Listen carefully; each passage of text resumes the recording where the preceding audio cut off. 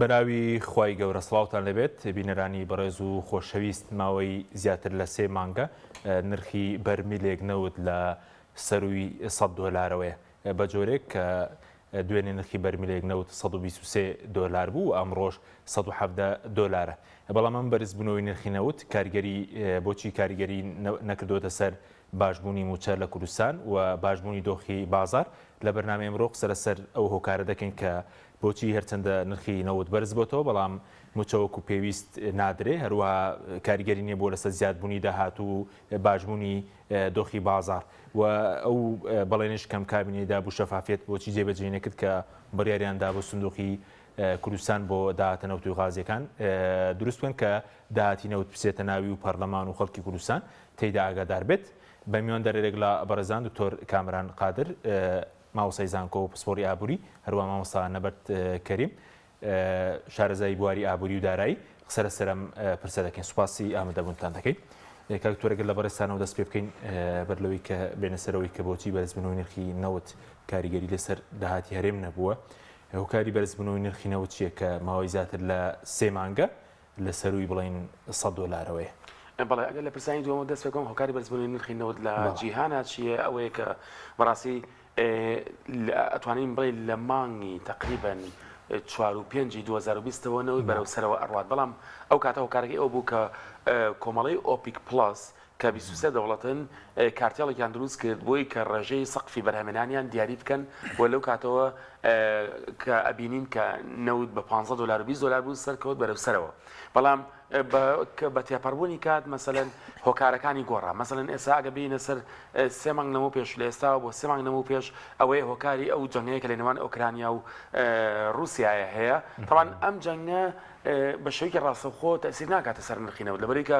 بەرهەمێنانی نەوت لە رووسیا نەوەستاوە بۆ هیچ جەنگەوە یا با بڵێن ئۆکرانیا بەرهەمێنی نەوت نەبووە تا بڵێ وەڵا بۆ هیچ شەڕێکەوە نەوتی وەستانمێ، بەڵام ترسێک لە کەمبوونەوەی خستنەڕووی نەوت هەیە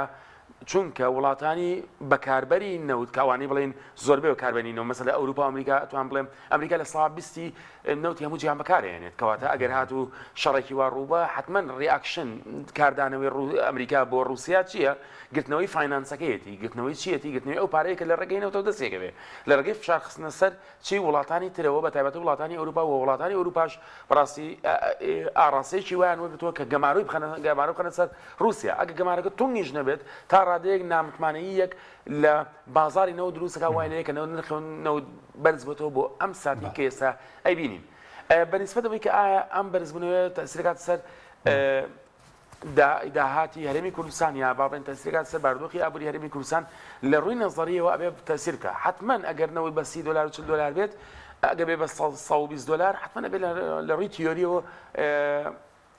تەسیری هەبێ، بەڵام لە ڕاستیەوەی کە ئەبینرێت نەخێر تەسیرێکی وای نەبووە بۆ ڕادەی کە 4 قات چۆن 4 قات بەرز بۆتەوە 4 قات ئاو ئابووری بەرەو پێشەوە بڕە. هەرچەنە من لەگەڵ ئەوەیان نیم بڵێ وڵا داهاتی نەوت ئەبێت هەوەی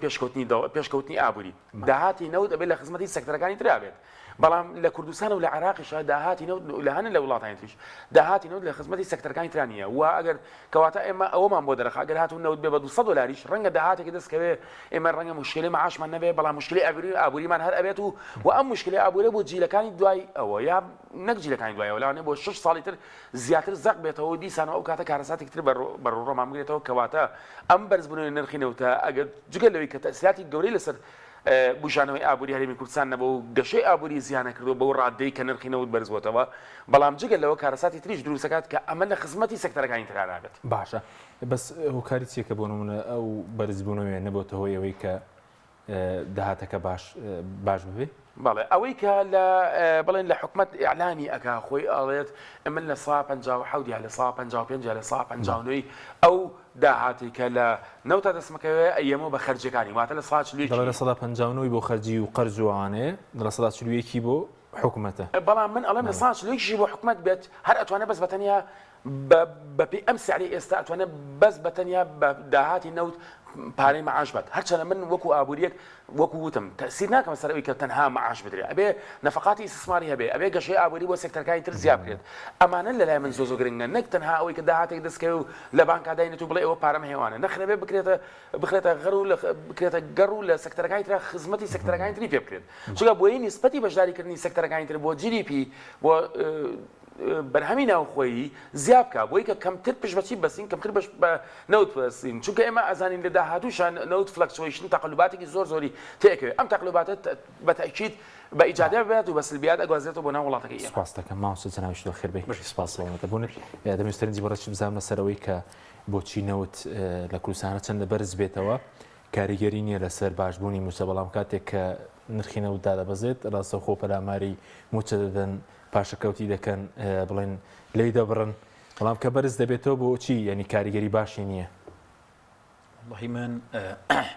سەبارەت بەوەی کە بۆچی لە هەرێمی کوردستانە بە هۆکاری بەرزبوونی نرخی نەوت کاریگەریەکی وتۆ لەسەر دارای حکوومەتی هەرێمی کوردستان ناکە ئەیگەڕێنمەوە بۆ عەقڵێتی دارەدانەی کە عەقڵێتی کە من بڕۆم وایە کە زیاتر عەقڵێتێکی بازرگانی و ئیستیسماریە کە ئیدارەی حکوومەتی هەرێمی کوردستانەیە دەنا بۆ نمونە نرخی نەوت چەندین جار گۆڕانکاری بەسەر هاتووە حکوومەتی هەرێمی کوردستان و بە تایبەتی وەزارەتی سامانە سەرشتەکان کە بەنایاساییە کە داهاتی حکوومەتی هەرێمی کوردستان لای سامانە سەرشتەکانیش بێ مەقطوعەیەکی 350 میلیۆن دیناری بۆ وەزارەتی دارایی بڕاوەتەوە تاوەکو مانگی پێشوو کە 350 میلیۆن دۆلارەکەی کە تاوەکو بۆ نمونە مانگی پێشوو تەبێژی حکوومەتی هەرێمی کوردستان ئاماژەی پێەکە خۆگەر بێت و بۆ نمونە تەنها ڕقامەکانی حکوومەتی هەرێمی کوردستان لێک بیتەوە منەوەی کامڕۆ بۆ منە داتام لەسەری کردووە حکوومەتی عێراقی بۆ مانگی ئایار بۆ تەواوی مانگی 5 بە تێک ڕابنرخێت برمیلێک نەوتی داناوە بە نزیکەی 112 بۆ نمونە دۆلاری ئەمریکی بۆ وەربەرمیلێک خۆگەر بێت و بۆ نمونە ئەو ڕێژەیە کە حکوومەتی هەرێمی کوردستان ئەیفرۆشێ هەمان ئەو ڕێژەیە حکوومەتی عێراقی بیفرۆشێ زیاتر لە 2 تریلیۆن و چەند سەد ملیارێک دیناری عێراقیەکە بەڵام حکوومەتی هەرێمی کوردستان ئەو ڕێژەیە کە ئەیفرۆشێ کەمترە بۆ نمونە لە 600 ملیار دیناری عێراقی وەگەر بێت و بۆ نمونە ئەم جیاوازیە ببینێ بینی بۆ حکوومەتی هەرێمی کوردستان بەس لە نێوانی ئەوەی کە خۆی نەوت بفرۆشێت و حکوومەتی عێراقی نیفرۆشت و سەرپەرشتی بۆ بکات زیاتر لە نزیکەی 2 تریلیۆن دیناری عێراقی زیانی یاوە لە داهاتی حکوومەتی هەرێمی کوردستان بەس بۆ مانگە بەڵام پرسیارە سەرەکیەکە لێرە ئەوەیە بۆچی حکوومەتی هەرێمی کوردستانیان بۆچی بڵین دەسەڵاتدارانی هەرێمی کوردستانە مانگاوان ناکردنە بەر یعنی تۆ بۆ نمونە وەکو مقیاسێک بیپێەوە لە ساڵی 2014 تاوەکو بۆ نمونە ئێستا کە لە ساڵی 2022 هەشت دانە ساڵە دەسەڵاتدارانی حکوومەتی هەرێمی کوردستان بە تایبەتی پارتیوێکێتی کە ئیدارەی سێکتەری نەوت دێنەوە و بە ناوی ئابووری سەربەخۆوە سەیری داهات و ژیان و گوزەرانی بۆ نمونە هاوڵاتیانی هەرێمی کوردستان و بۆ نمونە بەرپرسانی حزبی و بەرپرسانی بۆ نمونە حکومی بکە لەو ڕۆژەوەی کە ئەمان سەرپەرشتی فرۆشتنی نەوت و هەناردەکردی نەوتەکان ڕۆژ بە ڕۆژ داهاتی خۆیان و خێزانەوەی لە ئاخری لە زیادبوونایە و داهاتوی هاوڵاتیانی هەرێمی کوردستان ڕۆژ بە ڕۆژ لە خراپبوونایە بۆیە بەش بە حاڵی خۆ من بڕوان بووایە ئەمەی کێڵین ڕەشبینی نییە هەتا وەکو ئەم ستافە لە دەسەڵاتدارانە نەک حکوومەتدارانە چونکە فەرقێکی زۆر هەیە لە نێوانی کەسێکی دەسەڵاتدار و کەسێکی بۆ نمونە ڕوئیەکی حکومی و دەوڵەتی هەبێت ئەمانە ئێرە تەنها دەسەڵاتدارێکن و ئەم دەسەڵاتدارانە بۆ ناکرێت لە چوارچێوەی مافیا و بازرگانە بۆ نمونە کۆی بکەیتەوە چونکە بۆ نمە سڕێک صفاتی بازرگانە صفاتی مافیاییە بۆ نمونە تۆ ئامادە نەبیت نەوتەکەت بە نرخێک بفرۆشی بۆی کە داهاتی خۆت بۆ نمونە بەهێز بکەیت بەڵام دەی عکسەکەی جێبەجێەکەی کە بۆ نمونە 6 ملیۆن هاوڵاتی گیرۆدەی ئەو پلان و استراتیژیە سەقەتەکەی کە بۆ نمونە تۆ لە مێشکتە ئەوە ئیدارەیە بۆیە بەش بە حاڵی خۆم بڕۆم وایە هەتاوەکو ئەم ستافە و ئەم کاستە ئەم بیرکردنەوەیە لە ئیدارەدانی حکوومەتی هەرێمی کوردستان دەستی ئەمان نابێتەوە بەردەوام بێ بڕۆم وایە نرخی نەوت چەند بەرز بێتەوە بە جۆر لە جۆرەکان هاوڵاتیان نەکسودی لە نابینە زیانمەند دەبین بە نمونە بۆ نمونە ئێستا هاوڵاتی وایلیاتوە نازانێت دوعا بکەن نرخی نەوت بەرز بێتەوە یاندا بەزێ بەرزە بێتەوە کۆمەڵێک بۆ نمونە بابەتی لەسەر گرانەکرێ و نزمە بێتەوە بۆ نمونە دیسانەوە مەعاش و دارایەوە تووشی کێشەکە نەوت بەرزە بێتەوە نرخی بنزین بەرزە بێتەوە نەوت دا ئەبەزێ نرخی بنزین هەرجێگیرە ینی وای لێ هاتووە بۆتە مەتەڵێک بۆ نمونە بۆ وڵاتیانی هەرێمی کوردستان چەند نرخی نەوت بەرزە بێتەوە لە 30 دلارەوە تاوەکو 130 دلار و 120 دلار ڕۆشتووە وەزارەتی دارایی هەمومان 350 میلیۆن دلاری بۆ هاتووە کەوا بوو ئەمریکا لە هەرێمی کوردستانە ئاکرێ بڕوام وایە کە ڕەنگە بۆنەوە دکتۆر بۆ خۆی لە بوارەکەی خۆشیاویش ئابوووریە نەدیدگایەکی ئابوووریانەیە نەدیدگایەکی دارایانەیە هیچ نییە تەنها مەقتوعەیەکی پارەیە و لە بەشێکا وەری ئەگرنەوە بەو شێوازش بۆ منەدا بەشێکن کە بە شێوازێکی ناڕۆن و ئاشکرایە بۆی هیچ دیدگایەکی ڕوون نییە بۆەوەی کە سێکتەری نەوت بێتە هۆکاری خۆشگوزەرانی باوڵاتیانی هەرێمی کوردستان و ئەگەر ئەم داهات و ئەم سێکتەر دەستی ئەمانانە مێنێ بڕۆم وایە دەکرێت بکرێت بە هۆکارێکی زۆر باش باوڵاتیانی هەرێمی کوردستان ناکرێت لە ساڵی 2005 بدرێتەوە بە عێراق دەبێتەوە هۆکارێک بە ئەوەیان هەر لە ناوخۆی کوردستانەمە بەسە ئەزانی کا حەکی من ڕۆژێکی بۆ نمونە ئەمە بەتەن باس کرد ینی بۆ نمونە ئێستا ڕەنگە خەڵکانێکە بن بڵێن بۆچی کەسانێک هەن لۆبی بۆ ئەوە ئەکەن یان بۆ نمونە مارکێتین و بازاڕی بۆ ئەوەکەن کە بۆچی نەوتی حکوومەتی هەرێمی کوردستان بدرێ بە عێراق و ئەم خەڵکانە بۆن ڕەنگە خەڵکانێکی وا بنەوەی لە ئاخری کۆمەڵێک پاشگر بخەنە پاشی ناوەکانمان بەڵام دین لێرە بە یەک معادلەی عەقلی ئایا بۆ نمونە من هەمیشە مەموتووە خراپترین دەسەڵات نەک لە عێراقا لە وڵاتانی دراوسێشە بێت حکومە هەرێمی کوردستان بکە ئایا هاوڵاتیانی هەرێمی کوردستان لەمەی ئێستا کە هەیە ژیانیان خراپترە بیان باشترە بێ من بڕوام وایە ئەمەی کە ئێستا وڵاتیانی هەرێمی کوردستانی تێن خراپترین دۆخە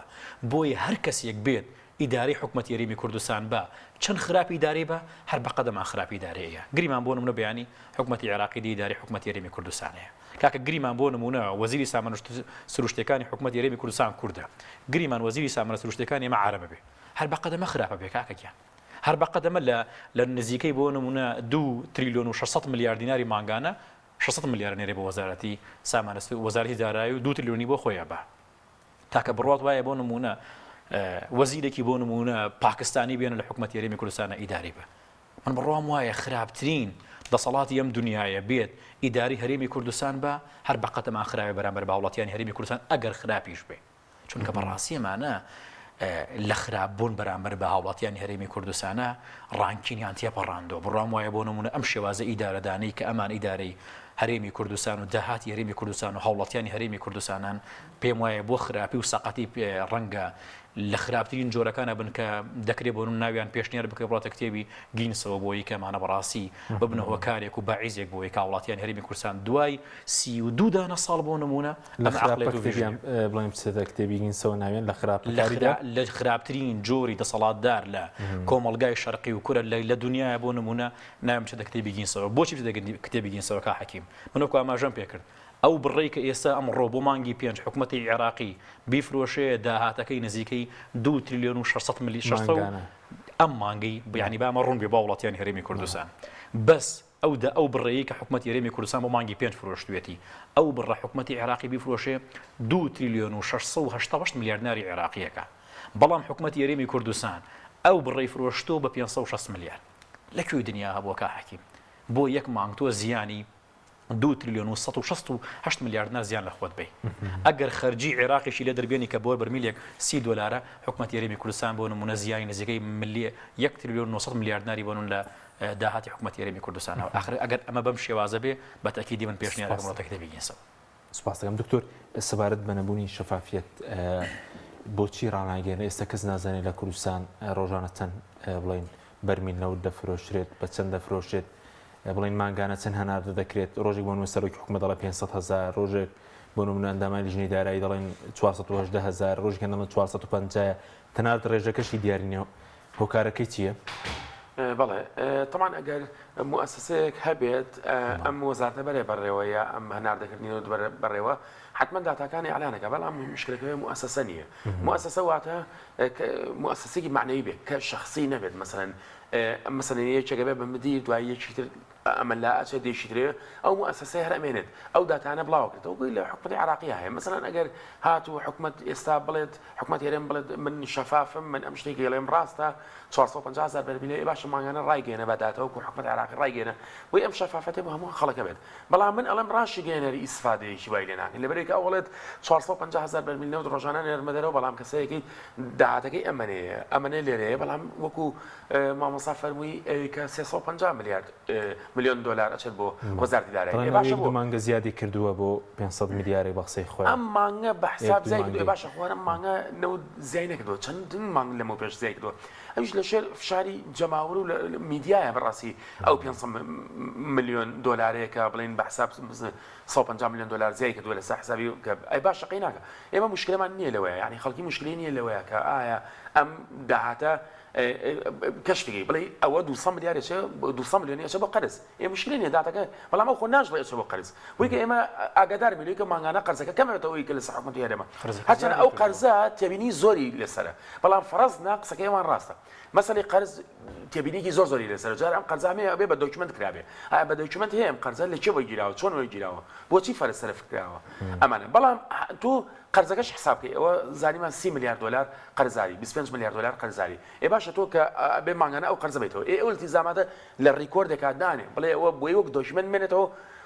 بۆ کەسانی کە لە دوای تۆیەنە سەر حکوم مەسەرەن ئەکرێکی تر بێتە سەر حکوم ئەو دۆکیومنتانە بینەوە لەسەر ئەو دۆکیومنتانە بڕوات بەڕاستی ئەمەیە بڵێن موسسە ئەمەیە کە تۆ دۆکیومنت بە دۆکیومنت بکەیت و تۆ ڕێیت و یەکێکی تریە تۆ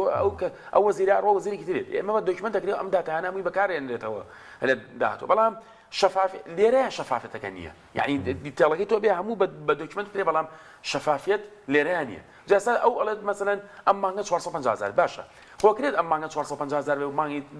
داهات و 480 بێ و مانگی ڕابردوو 480 بێ و ئەکرێت یعنی ئەو بەرزی و نزمی ئەبێت ئێ باش بە دۆکیومنت یەکەم دای ئەنێم ئەڵێ ئەم مانگە ئەوە نەبووە لە ئەم دابەزینە بەهۆی ئەم خەلەلەوە بووە ئەم بەرزبوونەوەی بەهۆی ئەمەوە بووە لێرە ئیمپروڤمان کردووە گەشەمان کردووە بەم حەقلە شتێکی ئاساییە ئەمە دواتجار خەڵک سیقە و پێەکەن ئێستا خۆی ئەڵێ من لە ساچ لێکم بۆ مێنێتەوە باشە ئێوە لە ساچ لێک زەربی ئەو عادەدە بکە کە خۆی گواز لە 159 بێنە فەرەزنا لە 159 وەچێ بۆ کولفە و مشکلە نییە لە ساچ لێکە زەڕ بکە تۆ نزیکەی 600 میلیۆن دلارەکە ئێ باش تۆ 350 میلیۆن دلاری بە وەزاردارایی یا 500 میلیۆن دلاری ئێ باشە بڵێ ئەم 200 میلیارد دلارە بۆسە ئەم 200 میلیۆن دلارە بۆ سەرفم کردووە ناردووم بۆ ئەو لەویایەنە ئەمە داتاکەیەدی ئەمە شەفافێتە بەڵام ئەمە کە نەبێت واتە شەفافێت نییە باشە بەزۆکەوەی کە بۆ نمونە عێراق ماگانە بڵاوی دەکاتەوە گرینگە و هەرێمیشەوە کەسە بوون بۆ مانگی 5 ئەمڕۆ بڵاوکراتەوە دەڵێ 102 میلیۆن بەرمیل نەوتیان فرۆشتووە ڕۆژانە 3 میلیۆن و 300 هەزاریان هەناردە کردووە هەر بەرمیلێک نەوت بە 111 دلار و 79 سنت داهاتەکەی 11 میلیار و 436 بوو 11 میلیار دلار کە داهاتێکی زۆرە زیادی کردووە گرینگە و بڵێن ئەو چەند داتەیە ڕابگەندرێت بەڵێ ئەوە زۆر گرنگە مەسەلا حکومەتی عێراقی ئێمازین کە لەوەش گەندەڵێکێک جار فراوان هەیە ئەوە شتەکە گومانی تیانە بەڵام بەلانی کەمەوە لە مەسائلی نەوتە شەفافە تا ڕادێکی زۆر شەفافەتەکە چۆنە داتەکان بڵاوکاتەوە ئەگەر یەکێک اعتراض لەسەر داتای بێ بڵێ نەخێوانیە ڕۆژانە 3 میلیۆن و 3 میلیۆن و 500 بەڵام دووسەی بۆی ئەڕوات ئیتر کەشفە بێ بەڕاستی حکومەتی هەرێمیش ئەگەر شتێکی وا بکە بەڕاستی شتێکی زۆر باشە مەسەلەن من دواتوانێت ئەو داتانە بڵاوکاتەوە هیچی زەرری بۆ کەسیش نابێت بۆ حکومەتیش نابێت نەک زەرری بۆ حکومەت نابێت یعنی ئەتوانم بڵێم ئاراستەکە وای لێت کە ئەو بێمتمانەی کە لە نێوان گاپێکی گەورە هەیە لە نێوان خەڵکی و حکومەتە ئەو گاپە تا ڕادەیەکی کەم نزیک ئەبێتەوە مەسەن تۆ داتاکە پیشان ئەیت ئەڵێ من ئەمە نەمناردۆتە دەرەوە بەمەنە نرخەکەی کەمتریش بە مشکلە نیە یعنی خۆی هەمومان نەزانین 10 دلار و زیاتر لە حکومەتی عێراقی کەمتری فرۆشێت بەڵام تۆ داتاکان بە دۆکیومنت ناکرێت بەس بە قسەیە چێڵێ وایە ئەم شتە بە قسە بەس کە بە دۆکیومنت کرا بێتە سیستەمێکی بێتە شوێنێکی معنەوی نەک کەسی ئێستا بەڕاستی وەک کەسی لێ هاتووە مەسەلەن ئەنجا داتاکانیشان فەرقیە مەسەلەن ئێستا قسەیەکرێت یەکێ قسەیەکات یەکی تر قسەیەکی ترەکات دوای هەفتەی یەکی ترێ نەخێرەڵێ 500,000 بەرمیل دەرەوە یەکی لێ 450 ئەو ڕقەمانە تۆزە مشکلەیە ڕەنگە ئەمانە هەمویان ڕاست بن بەڵام ڕەنگە ئەم باسی مانگی دوو بکە ئەو مانگی سێ بکە ئەو مانگی چوار بکە ئەوەی بۆچیە داتاکە هەموو مانگە پیشان ئەم و دای ئەنێم و پێی ئەڵێ من پارەیە بۆ وێ چووە ئەم پارەی بۆ چۆ زۆر بە شەفافانە ئەگەر وانە بێت کەواتە گومانی تایە سپاسەکە مامۆستا نەبەرسەبارەت بە نهێنی وچێکە ئەو داتایانە بڵاو ناکەنەوە وەزیریش بڵێن وەزیری سامانە سروشتەکان کە ساڵێک و 4 مانگ و 20 ڕۆژ بوو لە پۆستەکەی بۆ دکتۆر کەمال ئەتروشی هەوش سەر بەجێ هێشت هەر پەیوەندی بە و ناکۆکیفتانەوە چەندە حکومەت وتبووی نەخۆش بوو ئانباری تەندروستی تەواو نەبووە بەڕاستی کا حەکی من بڕوام وایە بۆ تەواوی کابینەکانی حکومەتی هەرێمی کوردستان و بە تایبەتتر ئەم کابینەیە نەبڕامان بە وەزیری سامانە سروشتیەکان هەبووە نەپێویستمان بە وەزیری سامانە سروشتیەکان هەبووە نەپێویستمان بە وەزیری داراییشە بووە چونکە دوو سێکترن هەرگیزا و هەرگیز هەتا وەکو ئەم دوو حزبە لەم وڵاتە بن نەک حاکمیش بن لەم وڵاتە بن ئەم دوو سێکتەرە ڕوون نابێتەوە نەبوو هاوڵاتیان هەرێمی کوردستان و نەبوو بۆ لایەنەکانی تر و نەبوو حکوومەتیش ئەمەش تەنها لە غیابی و بێکەڵکی سێکتەر و دەستگای پەرلەمانایە چونکە ئەو پەرلەمانە بۆ نمونە کەسێکا بە وەزیر و ئەو پەرلەمانە ئەتوانێت کەسێک لە وەزارەت لە وەزیری لا باتووی قالێکەوەی لە ئاخری بەڵام وەکو ئاماژەم پێکرد من ئەگەر لە بری بۆ نمونە تەواوی ئەحزابەکانی تر بن بۆم کابینەیەکە انتخاباتەکرێ هەر خودی وەزارەتی دارایی وەزارەتی سامانە سروشتیەکان لە کابینەکە دەرێنە چونکە ئەم دوو وەزیرەوە ئەم دوو وەزارەتە باسی کەسایەتی و باسی شخصیت ناکەین ڕەنگە بۆ نمونە خودی هەردوو وەزیرەکە لە کەسایەتیەک بۆ نمونە کەسایەتیەکیان هەبێ لە عایلێکی شۆڕژگیریوات بن خاوەن خەباتێ بن خاوەن دیدگایە بن بۆ لە دوو کابینە دوو وەزیری سامانە سروشتیەکان ڕەنگە ئەزمونێکی زۆر باشیان هەبێ و ئەم کابینێ بۆ نمونە وەزیری دارایی بە هەمان شێوەگەری هەیە بۆ نمونە لە باگراوندێکی بۆ نمونە کەسایەتی وەی لە ئاخری وەرچیواتەوە بەڵام خودی ئەم دوو شخصیەتە هیچ پێویستین بۆ ئەنجومەنی وەزیران چونکە سەرنجام تەواوی سەفەقاتەکان و تەواوی داهات و تەواوی نەوت و تەواوی هەناردەکردن و تەواوی کۆنتراکتەکان زۆر دوورن لە چاوی ئەو دوو شخصی کە بە ناوی وەزیری دارایی وەزیری سامانە سروشتیەکانن چونکە بەڕاستی بۆ نمونە کا حەکیم تۆ ئێستا هەر لەم بەرنامەی خۆتە ئەگەر ئەم بەرنامەیە بۆ نمونە جێگای ئایدۆلۆژیا و بیرکردنەوە بۆ نمونە عەقڵێتی خۆت و تاڕاتێک دەستگاکەیتیانە بێتەوە مانەوەی تۆ لێرە عیبدارکردنی خۆتە ناشرینکردنی خۆتە یانەوەتانێ بۆ نمونە دەبێت لەسەر ئەو بیرکردنەوە پلانانەی خۆت بڕوا کە هاوتەری بێ لەگەڵ دامەزراوەکەی خۆتە یان بەڕاستی تۆ خۆت نابێ عیبدار بکەی ئەگەر مانەوەشت بۆ وەکاری عیبدارکردن دیارە مەساڵحێکت هەیە لە وەکاری ئەو مانەوەیە دەنا بۆ نمونە چۆن ئێستا ئەگەر ئەمەی وەزیری سامانە سروشتیەکان ئەگەر ڕۆژێکی تر و مانگێکی تر و ساڵێکی تر توانی لە یاداشتێکا لە شوێنێکا بۆ نمونە هەڵوێستی خۆی موقفی خۆی وەکو خۆی دەستی لە کار هەڵگرت بێ ئەمە هۆکارێکی جوانە بۆ نمونە ئەو بیرکردنەوە ئایدیای خۆی جێگیر نەبوو وەزانیوێتی بۆ نمونەم تەنها وەکو هەیکەلێک وەکو ناوێک وەزیرە تەواوی بابەتەکانی تر هیچ ڕەبتی بەمەوە نیە دەکرێت بۆ نمونە وەزیری داراییش بە هەمان شێوە بێ هەتا وەکو بۆ نمونە ئەم دوو وەزارەتە بەتەواوەتی نەبن بە وەزارەت و بۆ نمونە ئێستا هیچیان وەزارەت نین بەمانە ڕاستەقینەکەی بەڵام نییە بە وەزارەت نە سامانە سروشتیەکان بۆ نمونە ئەگەر بێت و سەیری وەزارەتی سامانە سروشتیەکان بکەین یعنی لە کوێی دنیا هەبووە تۆ کۆنتراکت بکەیت بۆ کۆمپانیای سکیوریتی لە کاتێکدا بۆ نمونە سەدان و هەزاران بۆ نمونە خەڵک لە بواری سکیوریتیا لە حکوومەتی هەرێمی کوردستان خەریکی موچەوەرگرتن بۆ ناوی بۆن لیوای نەوتۆخازەوە کۆمەڵێک سێرڤزی تر بە هەمان شێوە دەیان بۆ نمونە دەکرێت حکوومەت و یان ئەو وەزارەتە جێبەجێ بکە دێنە سەر وەزارەتی دارایی لە دەست بەکاربوونی ئەم کابینەوە باسە چاکسازیەکەن باسەوەکەن بۆ نمونە ئەم مانگە 2000 موچەخۆر لابرا ئەو مانگە خانشینی چاکرا ئەو مانگە 10000 موچەخۆر لەوێ چاکرا ئەو مانگە واکرا ئەم مانگە واکرا ئەبینین ڕۆژ بە ڕۆژ موازنەی تەشغیلی واتە بودجەی بەکاربەر بووە موچە و خەرجیەکانی موچە ڕۆژ بە ڕۆژ زیاد دەکا کەم ناکە لە کاتێکدا نازانین بۆ هۆکاری زیادکردنی چییە یاخر ناکرێ بۆ نمونە لە حکوومەتی هەرێمی کوردستان و بەتایبەتی لەم کابینە پێم وایە نزیکەی 20 بۆ 30000 بۆ نمونە موچەخۆر کەوتنە بەر لێشاوی چاکسازی موچەکانیان لە 2 موچە و 3 موچە کەم کرایەوەی لە ئاخری دەکرێت ئۆتۆماتیکەن ئەم خەرجیەش کەم بکە 20 میلیارێک زیادی کردووە 20 میلیاری خەرجیەکان زیادی کردووە لە کاتێکدا دەکرا کەم بکاتەوە من ئەمەم نابوو عجایبەکانی چاکسازی لە دنیا چاکسازی لە بواری خەرجیە ئەکرێ بۆی خەرجی کەم بکرێتەوە بەڵام لە هەرێمی کوردستانە چاکسازی کرا خەرجی زیادی کرد دەبێت ئێستا بۆ نێمەوەکو شارەزاکان تکا بکەین لەم کابینی بڵێن تکاتان لێکەین چاکسازی بۆ سێن بۆی خەرجەکان زیاد دەکات لە بیدایە بۆن لۆبیمانە کردەمان کاکە تکایە چاکسازی کەم بۆی خەرجەکان کەم بکە ئێستا کاکەوەمان لێهاتووە دوای 3 ساڵ و بۆ نمونە چەند مانگێک تکا لەم کابینێ بکەین بڵین تکاتان لێیەکەین چاکسازی بۆ سێن بۆی ئەو نێترە قڕ نەکەن بەسەر خەرجەکانی حکوومەتی هەرێمی کوردستانە ئاخرە مەگەر عجایبی دارایی نەبێت لە ناوێنەی چی بۆیە منەوەکو ئاماژەم پێکرد دەکرێت بۆ نمونە کەسێک لە مەکانەتێکا و لە شوێنەکە ئەبێ دەبێت بۆ نمونە پلان و استراتیژیەکانی خۆی بەڕێوەبازانی کا حەکیم بچووکترین نمونە بووەوە بۆ بینرایشتا ڕەنگە دووبارەش بێ وەزیری دارایی عێراق عەلی عەلاوی بۆ نمونە بەرامبەر بە کوتلەی سەدری و بەرامبەر بە پەرلەمان و بەرامبەر بە جێگری یەکەمی پەرلەمان حاکم زامیلی وەستایەوەتی من وەزیری دارایی پلان و ئایدۆلۆژیای خۆم هەیە و هیچ کاتێک نەخۆم و نەخانەوادەکەی خۆشم عیبار ناکەم لە بەرخاتری کۆمەڵێک پلان و بیر و بۆچوونی بۆ نمونە ئێوەکە سەرنجامی بێتەوە کاری تێکچوونی سیستەمی دارایی لە وڵاتەکە کە ئەم پلانێکی وای بۆ داناوە کاکە دەکرێت بۆ نمونە مانەی بە ناوی پەرلەمان و بە ناوی وەزیر و بە ناوی بۆ کۆمەڵێک سێکتەری ترەوە بێ سومعەیەک بۆ خۆیان بگەڕێنەوە زانی کا حەکیم گەورەترین عیبە بۆ تەواوی ئەحزابەکانی ئەم ناوچەیە بێ ئێستسناکردنی هیچ حزبێک لە ساڵی 2014ەوە پرۆژه یاسایی بودجەمان نیە بۆ چی نیمانە تەنها بۆ یەکە سەیام ناوچەیە بدرێ کاکە تۆ بۆ من ڕئیسی حکومەتی خۆ داهاتی کەسوکار و مڵکی خۆت نییە دوو ڕۆژجارێ وڵا ملیارێک بۆ فڵان ناحیە و 500 میلیۆن بۆ فڵان ناحیە ئەمە لەکوێی دارایە جێ بۆتەوە ئەمە ئەگەر دەسەڵاتێکی قەبیلەیی و بۆ نمونە عشایری نەبێ لەکوێ جێ بۆتەوە ئەگەر کاک حەکیم لە خراپترین ئیدارەدانی هیچ وڵاتێکی دنیا نبینی ڕئیس وزرا بڵێ وڵا کاکەوە 2 ملیارم بۆ فڵان پارێزگا خەرج کرد ڕۆژێک حکومەت وتیوە پارەی سەرۆکی حکومەت خۆی بەسەر ڕێکارەکەوە ڕێکارە ئیداریەکە چۆن ڕواایە هیچ ڕێکارێکی ئیداری نییە وەزارەتی دارایی هەیە تەخسیساتەکە بۆ خەرجەکانی سەرجەم وەزارەتەکان لە ڕێگەی وەزارەتی دارایی و ئەم تەخسیساتە تەمویل دەکرێت بۆ خەزینەکان لە خەزینەکان ئەو ڕێکاری ئیداری کە لە لەسەر ڕاستپاردەی سەرۆک وەزیر ئەمە لە کاتێکا ئەزانی بەچی ئەبێ بۆ منە وەزیری سەرۆکی ئەنجومەنی وەزیران بڵێ معاشی ئەم مانگەی خۆم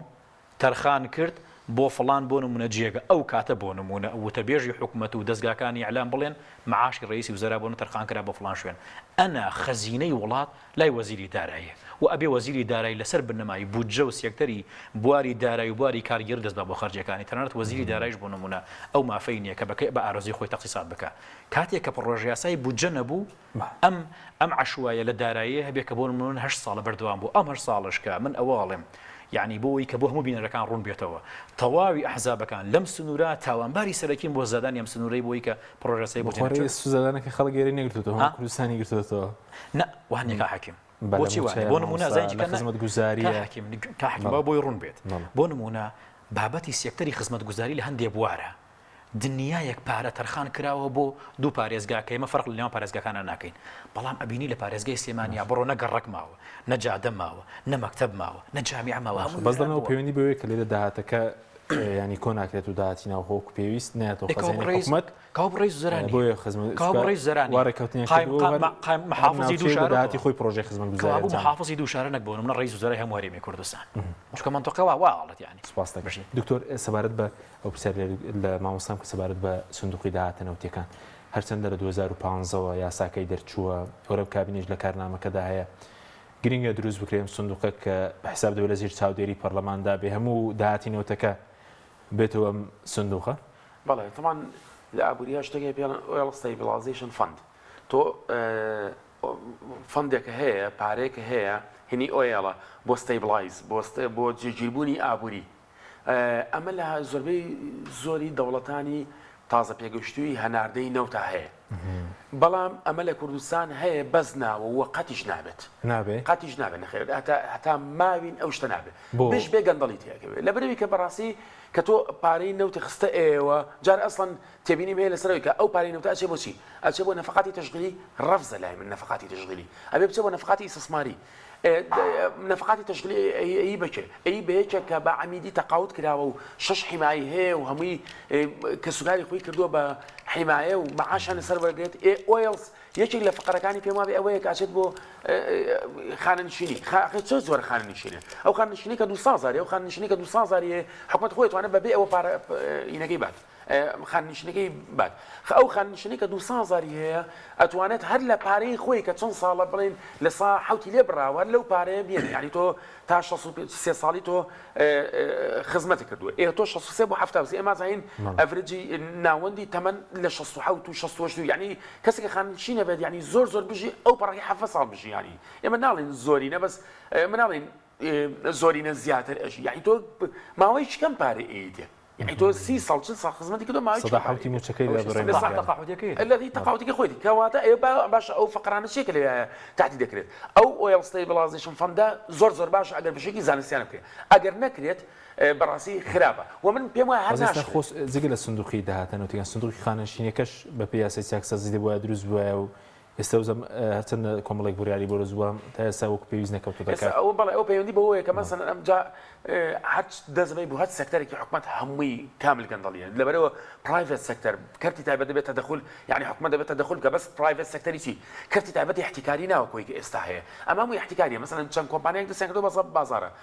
باوەڕتان بەوە هەیە کە کاتێک حکومەت مناقەسە لەسەر دۆلار ئەکات دۆلار ئەفرۆشێ ئەو دۆلارانەی خۆی ئەفرۆشێت کۆم یعنی جاروای 100 میلیۆن 80 میلیۆن دۆلاری هەیە زۆر لە بانکان ناتوانن بنچکە ناتوانێت 80 میلیۆن دۆلار بکڕن بەڵام بانک هەیە کە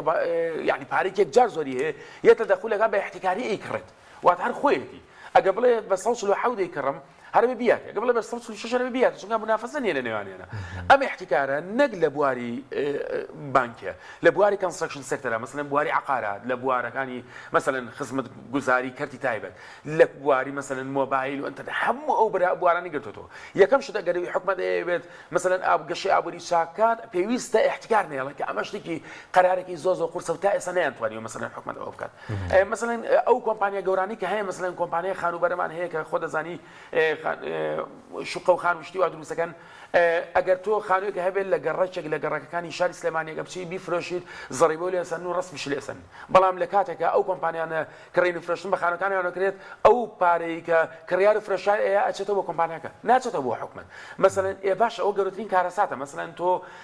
تۆ ئەگەتێت داهاتی خۆت زیاکە بداهاتی خۆت لە ساوانە زیاپی باشە بۆ من ئەگەر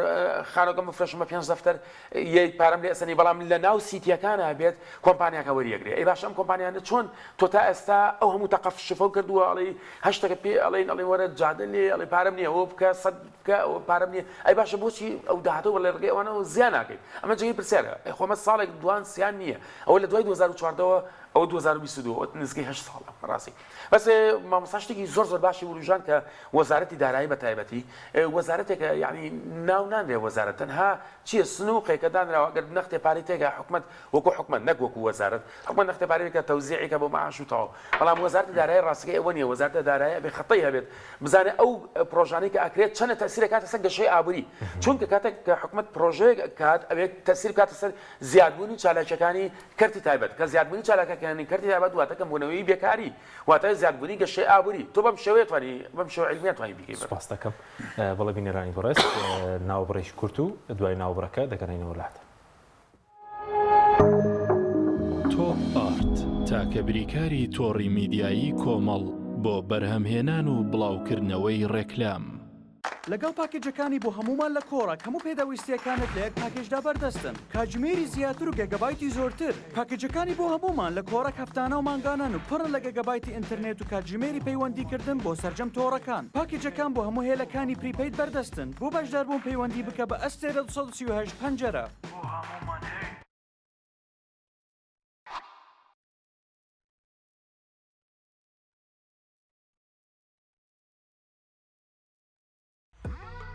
ئۆبێرە بەهێزترین موبەریدەی پلاستیک دیزاینێکی نێوتوانەیەکی بێوێنە لە پەڵمانی هەوا فلتەرێکی ئەستوری ئۆرجینەڵ کەمترین دەنگی هەیە و دەگرمانە ماتۆری ماگنێتی تۆربۆیە و 100 پلەی خێرایی هەیە و بە 2 ئەمپێر کارە بەکار دەکات دەبڵ واتر پەمپە بۆری و پلاستیکەکەی ڕیسایکلین نییە و بەرگەی پەستانی زۆر و ساردی و گەرمی دەگرێت شاشە و کۆنتترۆلی هەیە و دەتوانرێت لە ڕێگەی وایفایەوە کاری پێ بکرێت ئۆبێرە شایەنی ماڵی تۆیە ئاوی بەڕادی سلێمانی دڵنیایی زیاتر تەندروستی باشتر کارگەی ئاوی سلێمانی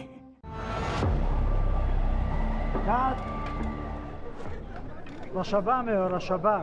ئەم پانکەیە چییە بۆ منێهێنا زۆر گەڕێن لەوە بەهێزترمان دەست نەکەوت نا لەوە بەهێزتریش هەیە لاکێت فیلمی تۆڵی بە سین 5 تێک 2 هەستە بڕۆ و بەرەداگیرسێنە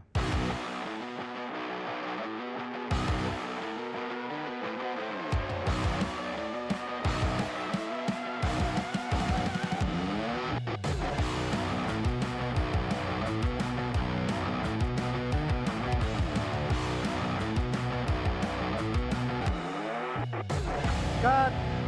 ئەوە بەرە کوژێنەرەوە نەفرە بنێر ئەوە کتەرە بێنێتەوە ئوبەر لە هێزدا تۆڕنادۆیە لە ساردیا بەستەڵێکی باکوور ئەپلیکەشنی بۆ دابەزێنە بە ئاسانی دایگیرسێنە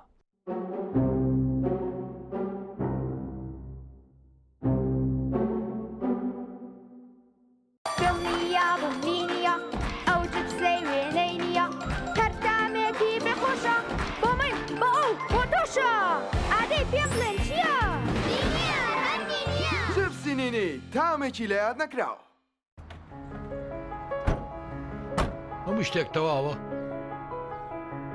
بڕۆ بە ڕۆژە زۆر باشە ئێستا لەسەر ڕێگای کڕی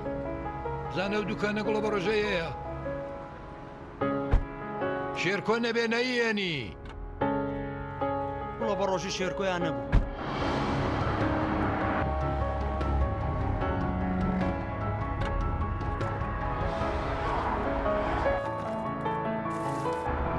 ڕۆژەی شێرکۆیە؟ بەڵێ.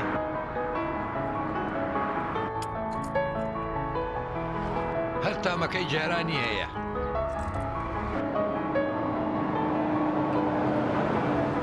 گوڵە بە ڕۆژەی شێرکۆ بە چامە خۆشەکەی جارە.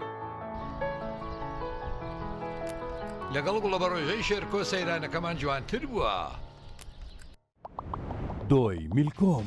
شایستە بەخوانی تۆم دۆیەک 100% سروشتیە و لە شیری مانگا بەرهەم دێنرێت و بێمەوە حافیزەیە ئەگەر دەکەوێت دۆیەک بە تام و چێژی سروشتی تاقیب بکەیەوە ئەوە دۆی میلکۆم بکە بە هاوڕێی سفرە و خوانەکەت دۆی میلکۆم لە تاقیگەی تایبەت بە کارگە پشکنینی بۆ دەکرێت بۆیە دۆی میلکۆم هەردەم بە کواڵەتی بەرز بەرهەم دێنرێت دۆی میلکۆم لەلایەن کۆمپانیای سوودارەوە دابین دەکرێت و دەگەیەندرێت بەسەر جەم شار و شارۆچکەکان دۆی میلکۆم شایستە بەخوانی تۆ دۆی میلکۆم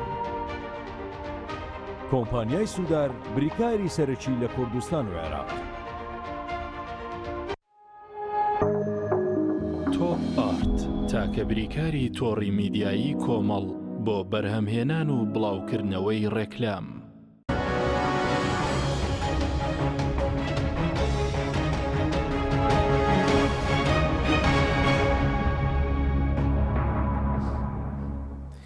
جارێکتر سڵاوتان لەبێت بینەرانی بڕست مامۆستانە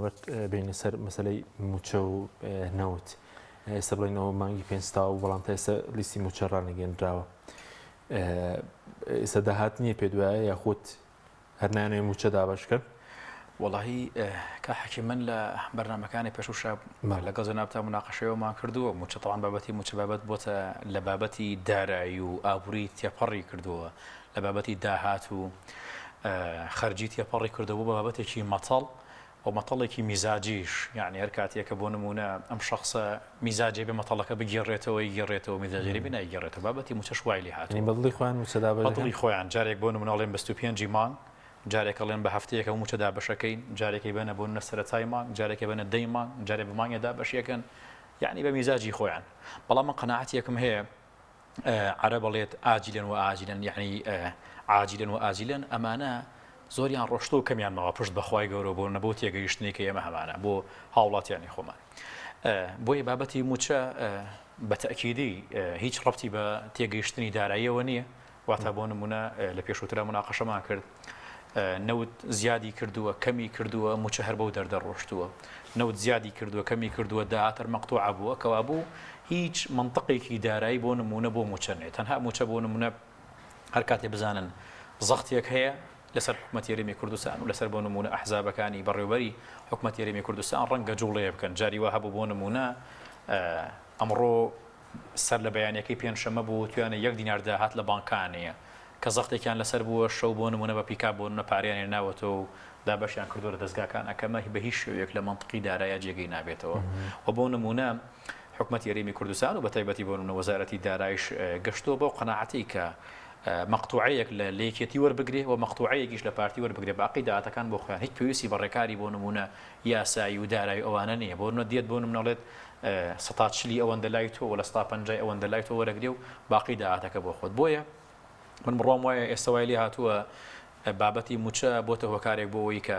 زەخت و بۆ نمونە پاڵەپەستەوە بێتەوە موچە دێت و ئەگەر زەخت و پاڵەپەستەوە نەبێ بۆ نمونە ئەو موچەکە بۆ دەردە ڕواکە لە ماوەکانی ڕابردووە بۆ نمونە تێپەڕیەوە بۆ وەزارەتێکی خۆشتان زۆر دوا دەکەوت ئەم جارە چارە سەر بووە وەزارەتی خوێندنی باڵە چونکە خەڵک بڵێندەی وەزارەت موچەی مانگی چواریان وەردەگرت ئێوە مانگی سێتان وەرنەگرتە بوو واللهی من نەگەر متابعات کرد بێ ڕەنگە زۆربەی کات ئەم لۆگۆیە بێرەمەوە بێکەوە لۆگۆی زانکۆکەی خۆمە و من بەڕاستی دکتۆریش بۆ نمونە ئێمە هەردوومان لە یەک زانکۆین بەش بە حاڵی خۆم هەمیشە شانازیم بە پیشەکەی خۆمەوە کردووە بە زۆر بۆ نمونە ویژدانیانە بۆ نمونە ئیدارەی پیشەکەی خۆماوە بەڵام بڕوام وایە وەزارەتەکان ئەکەوێتە سەرەوەی کە وەزیرەکانی کێ یەکەم کە بەڕاستی وحدە بالئامرەوە ئەوەیە کە بۆ نمونە کەسەکە چۆن ڕابەرایەتیەکە یەکەم وەزیرەکە کێیە وەزیری ئێمە کێیە تا چەند توانیوتی بەرگری بکە بۆ نمونە لە وەزارەتەکەی خۆی نەبوو ناکرێت تۆ لە بینایەکەی قاتی سێ موچەی وەرگرت بوو قاتی چوار بۆ نەموچەی وەرنەگرت بوو کۆلێجێک وەریگرت بوو کۆلێجێکی تر وەری نەگرت بوو گەشت بوو بە خۆپیشاندانەوانش و بتەوێ نەتەوێ بەجۆر لە جۆرەکان زانکۆکانیش و مامۆستاکانیشان بۆ نمونە حزبانە وا دابەش کردووە کە سبەی دووست بێ بۆ نمونە ئێمە لە بابەتی موچە کە هەڵوی هەستمانە کرد و کە خۆپیشاندانمانە کرد بۆ مامۆستای وا هەبوو بۆ نمونە ئامادە نەبوومانە بکە مامۆستای وا هەبووە کاک حەکیم لە گەرمەی ئەم خۆپیشاندانەی ئەم ماوەیە لە زانکۆی وا لەم پارێزگایە بەسەر محەجەرا ڕۆشتۆتەوە دیوە بۆ کۆبوونەوە یعنی بێەوەی کە موچەی مانگی لە مانگی مانگی سی لە مانگی پێنج وەرگرتووە و ئەم دابەشکردنە لەناو وەزارەتەکان لەناو وەزارەتێکی شەو لەناو زانکۆشە سەرنجام کاریگەری لەسەر هەڵوێستی بۆ نمونە زانکۆکانی شەکا بۆ نمونە ئێستا ئەبینی لە سوونی پارێزگای سلێمانی زانکۆی سلێمانی بەجۆر لە جۆرەکان هەڵوێستی هەبووە بۆ ناوەساکانی خۆپیشاندانیان کردووە کۆلێجی بۆ نمونە کۆلێجەکانی پزیشکی بەجۆر لە جۆرە هەڵوێستەکەیان هەبووە بەڵام بەتەنیشتیەوە بینیت زانکۆی پۆلیتەکنیک لە ناو سلێمانیا بۆ نمونە ئەو هەڵوێستە جدی نەبوو بۆچی هەڵوێستە جدیەکەی نەبوو من ڕۆم وایە بەشێکی زۆری ئەو خوشک و برا بەڕێزانەی من کە لە خودی زانکۆی پۆلیتەکنیکان ڕەنگە ڕوون و ئاشکرا بوون مەشایەدیەوە بن ئەم زانکۆیە بەشێکی بۆ نمەتیەوە گلاوە لە کۆمەڵی خەڵکانی فاشیل بە شەهادەی فاشیل و بە شەهادەی تەزویر و بە شەهادەی فەیکەوە و بۆ نمونە کاتێک کە هەر لە ناو عایلەیەکە بۆ نمونە لە ناو ئێستەمە سیاسەتی حزبی یاریمی کوردستانە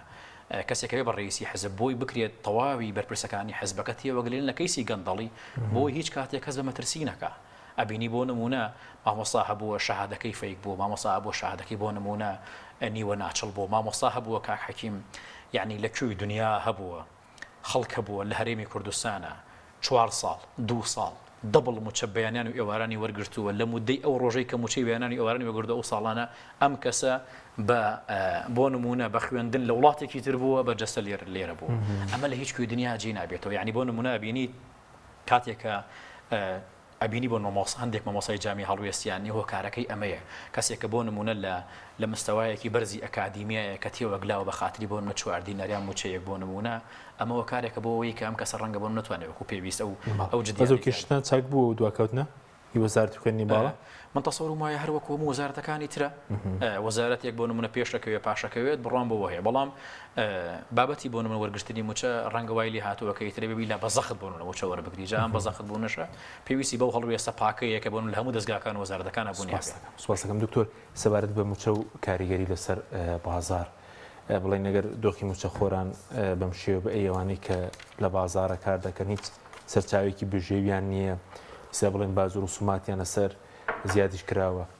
بەوان دۆخەکە بڵێن خراپترە بەڵێ ئەمە ئەم پرسیارەکەین بە دوو ئاراسەیەکەوەی ئەم نەفقاتی حکومەت سەرفیەکات ئەم خەرجیانە پارەی نەوەدیێت ئەیا بە مەعاش بەڵام هەموو کەسە مەعاشخۆر نییە ئەی باش ئەوانەی کە مەعاشخۆر نین چۆن سوود لەو نەفقاتە وەرگن ئەمە چونکە لە ساڵی لە نەویەکەوە لەو کاتەوە کە حکومەت هێرم لە 92 لەو کاتێکە حکومەت هێرم دامەزراوە ئاراستی خەرجەکانی بەرەچەنها بۆ موچە بووە موچەش کێ موچەش مجموعەیەک استفادی لەکا کە بوون بە منتەسیبی حکومەت باشە لەم حاڵەتەیە ئاراستی حکومەت تەنها بۆ نەفقاتی تەشغیلی بووە نەفقاتی تەشغیلیش کارەساتی لێکێتەوە لەبەرێکە ئەو موچەی کە ئەیە خۆ پرۆدەکتیڤ نییە بەرهەمدار نییە حتما هەر ئەو مجموعەی استفادی لەکەن و ئەو مجموعەیەش کە کاتێک نەوت دابەزیوە ئەوەی زەرمەند بوون کۆمەڵێکی تر هەیە کە سوود وەرناگرن مەسەلەن لە موچە ڕاستە و خۆ بەڵام ناڕاستخۆس لێ وەرەگرن چۆن مەسەن کە موچە خۆر بە شێوەیەکی ڕبی لە بە شێوەیەکی دەوری موچەکەی خۆی وەرەگرێت بازار ئەبوو ژێتەوە ئەوانەی کە لە بازاری چەکەن ئیسفادی لێکەن بە شێوە گلێش بکەن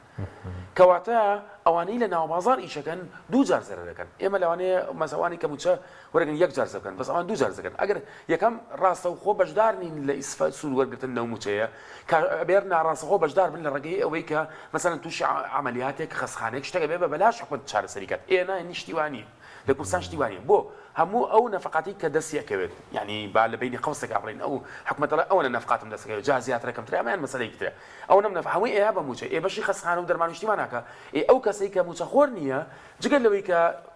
موچە وەرناگرێت لە حکومەت لەوانەیە لە ژێ هەڵی هەژاری شەوە بێ ئەبێ ئەو پێش بشتە بۆ خەسخانە بە حسابی خەزمە لەو ڕێگەیەوە سوود لە خەرجەکانی حکومەت دەورگە لێ وەرناگرێت مناڵێکی هەیە مناڵەکەی نێتە مەکتەب لە باتیکە لە پۆلەکە 20 لە بیتیابێ 50 لە بیتیایە طبعا مناڵەکە پرۆدەکتیڤ نابێت لە داهاتووە عیلمێکی وەرناگرێتەوە ئەو پیاڵەنی هیومان کەپیتەڵ لە داهاتووە بەشداری کاران ناکات لە گەشەی ئابووری ئەمە یعنی ئەو کەسەی کە موچەخۆر نییە ئەوە ئێمە ناڵین هەموو ئەو کەسێک کە موچەخۆر نییە لەوانەیە سەرمایەدار بێت باش ئەوە ڕەنگە مشکلی نەبێت ئێمە باسی ئەو چینی طبقەی ناوەند و طبقەی هەژارەکەین بەڕاستی لەبەرەوە بەڵام لە لایەکی ترەوە کە کاتێکیش موچە تەوزیع ناکرێت کۆمەڵێک چالاکی ئابووری هەیە لە ناو بازارە کە سستە بێت کە سست بووات ئەو کەسانە قازانجان کەمە بێتەوە کە لە ناو بازار ئیشەکەن کە قازانجان کەمەوە حتمما نەفقاتی ئەوانیش کەم بێتەوە مثلەن ئاسی گزرێنەن دابەزن کەواتە هەبوون و نەبوونی موجە پێویستی بە پێداچوونەوەیەکی زانستیانی زۆر گەورە هەیە لە پێناو ئەوەی کە ئەو نەفقاتی کە حکومەت سەرفیەکات بۆ هەموو کەسێک سوودی لێوەربێت نەک تەبقەیەک سوودی لێوەربێت و تەبقەیەک سوودی لێوەرنەگرێت باشە بەس بۆ سەقامگیری داهاتوی ئابووری کوردستان ئێستا چی باشە ئەوەی کە لە ئێستا کێشەی نەوتیش هەیە لەنێوان هەرێمی بەغداد ڕێکەوتنەکە بکرێت و دووبارە لێ موچە بێت یاخود لێرە گۆڕانکاریەک بکرێت هەم بۆ بازار باش بێ هەم بۆ موچە بڵێن چڕاندنی پەیوەندی نێوان هەرێم و بەغدا کارەساتی زۆر گەوری لێکێتەوە بۆ هەرێم بەس بۆ هەرێم لێکێتەوە ڕەنگە بۆ بەغا مشکلی نەبێت واتە تۆ ئەبێ بەردەوام پەیوەندی هەبێ لەگەڵ بەغا نابێ بیبچڕێنی بەڕاستی پەیوەندی ئابووری پەیوەندی مەسەلەن سیاسی و پەیوەندی مەسەلەن هەموو ئەو جۆرە پەیوەندیانەی کە ئەبێتە هۆی ئەوەی کە ئەم پەیوەندی لەگەڵ بەغا بەهێز بکەیت بۆچی لە پێنا ئەوەی کە تۆ بە بەغاوە مەسەلەن ئەتوانی ئابووری کە و گەشە پێ بێت بەبێ بەغا بە هیچ شێوێک ناتوانانی ئەمە مەسەلەی ئەوە نییە کوردایەتی بفرۆشنەوە ئێمە هەمومان کوردین ئێمە سەپۆرتی ئەوە ئەکەین کە ئەو قوارەیە کە هەیە مەسەلەن بیپارێزی بەڵام معنای ئەوە نییە لەسەر حسابی ئەوەی کە مەسەلەن تۆ بچیت دنیای گەندەڵی بکەیت و من بچم دیفاع لە کوردایەتی بەم شتی وانییە کاکە کەواتە ئەم علاقە بەهێزی علاقەی کە من باسی یەکەم مەبەست ئەوەیەک کە کەسەکە خۆی فرۆشەوە بەغا مەبەست ئەوەیە کە تۆ تەنها لە ڕێگەی ئەو علاقەیەوە توانیت ئابووری خۆ بەهێزکەیت کاکە بەسیترین شت هەوەیە حکومەتی عراقی ئێستا ئەتوانێت مەتاڵی سلێمانی و لێرە بۆ داخات هەر باشە نایکات مەسەلەن ئەتوانێت ئێستا دایخات هەر باشە دایکە ینی ئێستا توانێت یەک تایارات و چۆنەکەن بەڕاستی خۆتان نەزان کە کاریگەریی گەورەی لەسەر بازرگانی و ئابووری هەرێمی کوردستان ئەبێت ئەو دوو مەتاڵ ئەگەر داخرێت مثلا کاریگەری نەگەتیڤ واتە کاریگەری خراپ لەسەر ئەو هەرێما بێت کەواتە تۆ چۆن ئەتوانی قەنەعەت بە بەغا بکەیت کە تۆ ئەو مەتاڵانە بەردەوامی کراوە بن ئەو مەسەلەن ئێمە زۆربەی زۆری بالضبط زۆربەی زۆری چی مەسەلەن ئەو معاملانەی کە لە سلێمانیا هەیە زۆری منتوجاتەکانی بۆ جنوبە هەر ئەتوانێت قەتعکات چی ئەکەیت لە ئێرانەوە یەنێت تۆ بەکار نهێنێ کەواتە تۆ بێ بەردەوام علاقەوە هەبێ بۆی کە ئابووریەکەم گەشە پێ بێ بۆی کە مەسەلەن ئێستا ئەبینین کە دەواجینەکان زۆر بەرەمەکانیان بۆ جنوبە کاکە تۆ گەر ئەو نەبێت بە ئەو بازاڕە نەبێت خۆ بازاڕی ئێران و تورکیا لێن ناکەنەوە چیمەندۆ هەروە زۆربەی زۆری بەرومەکانی تراوە تەنانەت ئاویش ئەو معدەنی کە هەیە بەشێکی زۆری ئەچێ بۆ بێ کەواتە تۆ بێت علاقەی خۆ لەگەڵ بەغا بەهێزکەی بەڵام مەسەلەی ئەم نەوتە کەسا ئەم تێنشنە هەیە لە نێوان هەرێم و بەغدا بەڕاستی زۆر مەترسیی گەورەی لەسەر هەرێم هەیە و احتیمالی زۆری شەڕ بات بڵین مەترسیەکە چییە؟ ئەو مەترسیەکە ئەوەیە کە حکوومەتی عراقی ئەگەر خۆشی بە ئەتاک بە هجووم نەیکات بە عملی ڕەنگە لە سیستەمی سویفت کۆد دەرێکات بەس ئەو پارەی کە حکومەت ئەو نەوتەی کە حکومەت ئێرەمەی فرۆشێت ئەچێتە ناو بانکەوە تەحویلاتی ڕاگرن کە تەحویلاتیان ڕاگرت تۆ ناتوانانی ئەو پارەی ئەی فرۆشیت تەحویل بێت بەو بانکەی کە لە تورکیا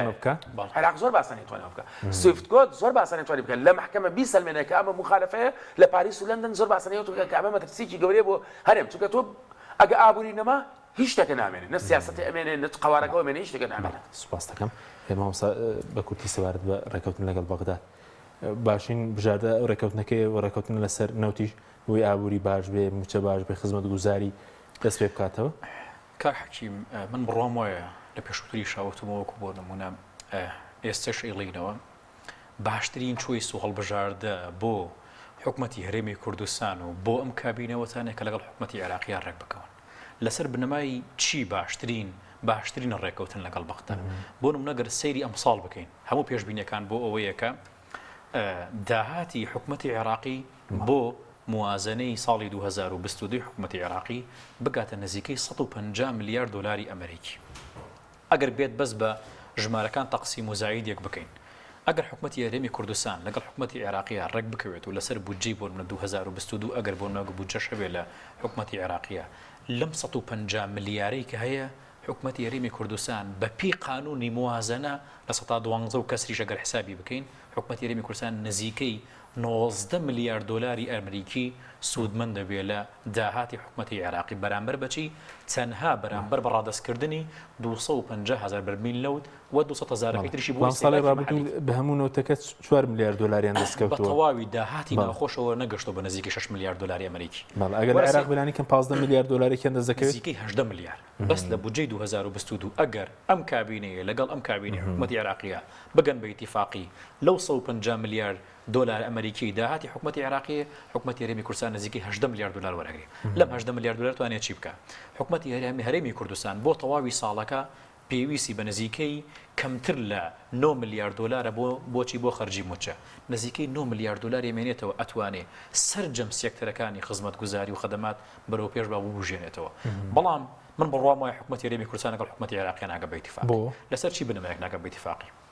اتفاقی لەگەڵ حکوومەتی عێراقی ئەوەیە 250 بەرمیل نەوتی یان بدرێ بە حکوومەتی عێراقی یان داهاتی 250 بەرمیل نەوت بە پێی نرخی سۆمۆ بگەڕێتەوە بە حکوومەتی عێراقی ئەگەر داهاتی 250 بگەڕێتەوە ئەبێ 450 ڕێک بفرۆشێ بۆ حکوومەتی هەرێمی کوردستان بە نیوە قیمەتی فرۆشی حکوومەتی عێراقی بە قیمەی کامل ئێوێ و ئەگەر بۆ نمونە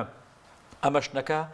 ئۆتۆماتیکە لەگەڵ حکوومەتی عێراقی ناگە بەڕێکەوت کە ناگە بەڕێکەوتن من بڕوام وایە ئەم شێوازە لە ئیدارەدانی دارایی و داهات لە حکوومەتی هەرێمی کوردستانە بۆم کابینیش بەردەوام و درێژەی پێدرێت زۆر سپاس بۆ بەڕێزان مامۆستا نەبەردکەریم هەروە دکتۆر کامران قادر سوپاسی ئامادەبوونتان دەکەین زۆر سپاس بۆ بینەرانی بەڕێز سپاس بۆ هاوکارانم خواتان لەگەڵ